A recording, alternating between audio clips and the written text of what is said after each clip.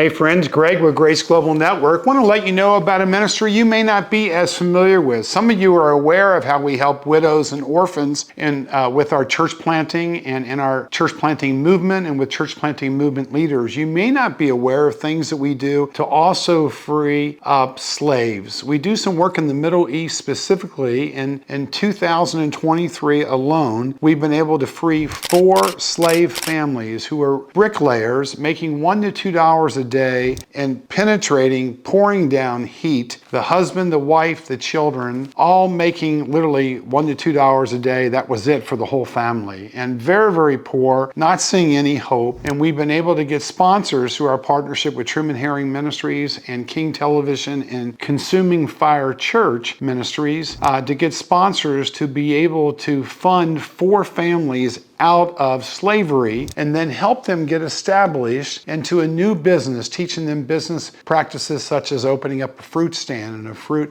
delivery model or another business similar to that. 4 families in 2023 we've been able to free. Why do we think this way? Let me tell you what Paul wrote in the book of Philemon to Philemon about a friend of his named Onesimus. And Philemon, basically the only chapter is chapter 1, but in verse 10, Paul says, "That I appeal to you for my son Onesimus, son in the faith, he had led him to the Lord, who became my son while I was in chains. Formerly he was useless to you, but now he has become useful both to you and to me. I'm sending him who is my very heart back to you. I would have liked to keep him with me so that he could take your place in helping me while I'm in chains for the gospel. But I did not want to do anything without your consent," Paul says, "so that any favor you do should not seem forced, but would be voluntary." And then get this. Here's the wowzer. Verse 15, "Perhaps the reason he was separated from you for a little while was that you might have him back forever, no longer as a slave,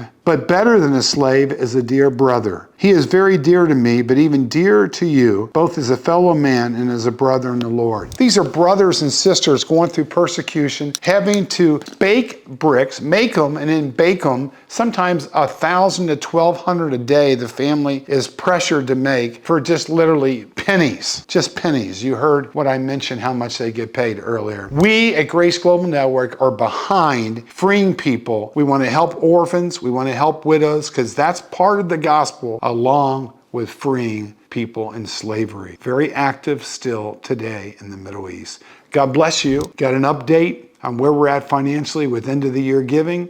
My buddy Charlie will provide that on film.